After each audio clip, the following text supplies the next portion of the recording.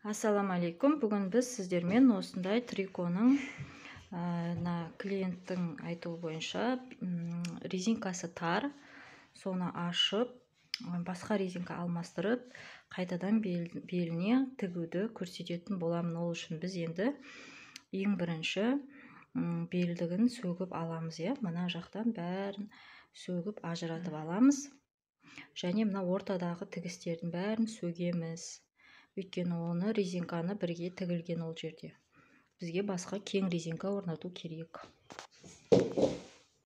Міне біз сөгіп алдық резинкамызды. Және міне белі. Менде белі осындай жалпақ екен, өзінің несі резинкасы қатты жалпақ. Сол кию шешіп созылмағандықтан киіп шешу қиын болады дегеннен кейін резинкасын ұзарту керек дегеннен кейін осыны ұзартып жатырмыз. Мен енді бұл резинканы алып тастаймын. Мен мынандай екі резинка кесіп алдым, 2 сантиметрден екеуін. Міне осымен почти бірдей, кішкене ғана қысқа қылып кесіп алдым. Енді біз бұларды ала тұрамыз. Мынау белдігіміз, осыны үтіктеп аламыз. Міне 2 бүктеп үтіктеп алдық. Жоғар жақтан 2 сантиметр өлшеп сызып алдым мен. Бір рет, 2 рет 2 сантиметрден өлшеп, негізі ішінен сызған дұрыс. Мен ішінен де сыртынан да сөктім. Және артындағы резинка тұратын жерінде жалғанған жерін 4 сантиметрдей сөгіп алдым. Енді осы сызған сызықтарымыздың үстінен тігіп шығамыз.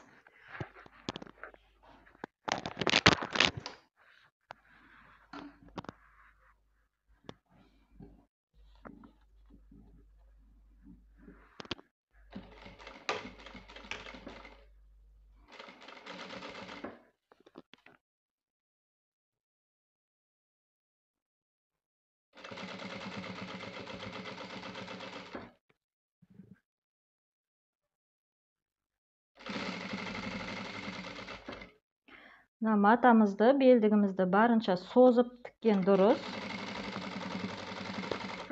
Өйткені кішкене бізде киіп шешкенде бұл белі созылып тартылуы керек.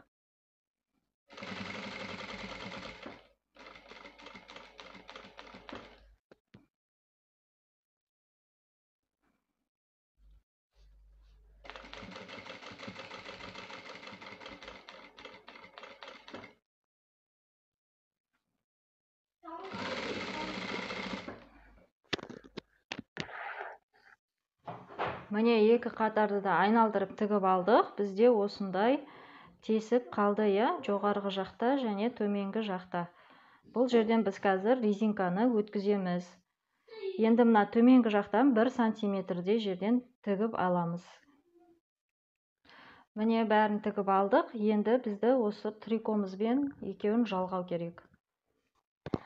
Міне трикомыздың артындағы осы тігіске белдігіміздегі артқы тігісті оң жақ пен оң жағын беттестіріп қойып инемен шаншып аламыз.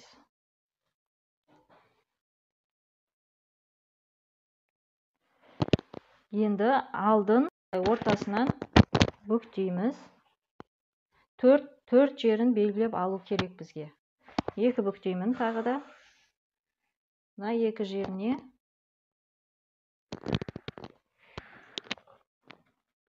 метка қоямын. Мынадан және ішкі жағынан. Және тағы да ортасын, алдындағы ортасын белгілеймін. Енді осы белгілеген жерлерді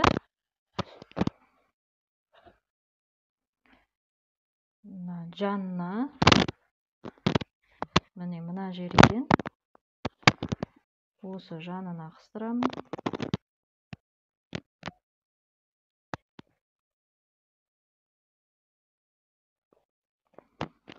Келесі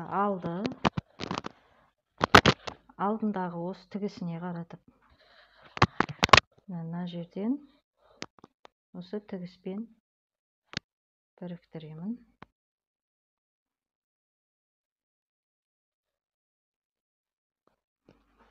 Енді ең соңғы жанын міне меткамыз осыдан түзу. Осы жерге әкеп біріктіремін.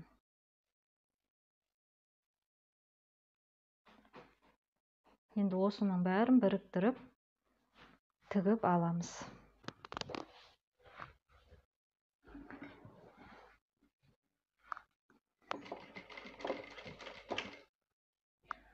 Енемді аламын уже.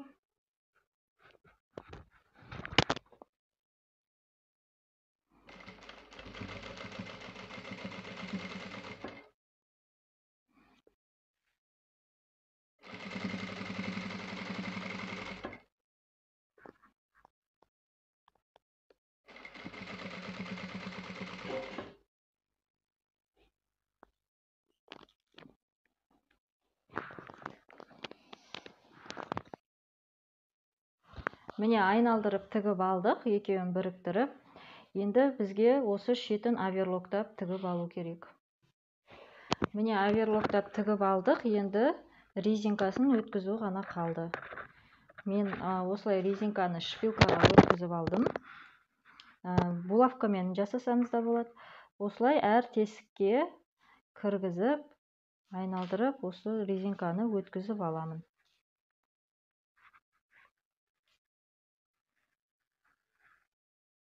Міне резинкамызды өткізіп, өзінің бауын өткізіп, осымен бәрін тігіп болдық. Міне осындай тесігі қалады. Кейін о жерден резинка босап, ескірген жағдайда алып тастап, басқасын қойып кие береді. Осымен сабағымыз аяқталды. Сіздермен біз трикотажный шалбардың резинкасын ауыстыруды және почти белдікті орналастыруды үйрендік. Баршаңызға рахмет, сау болыңыздар.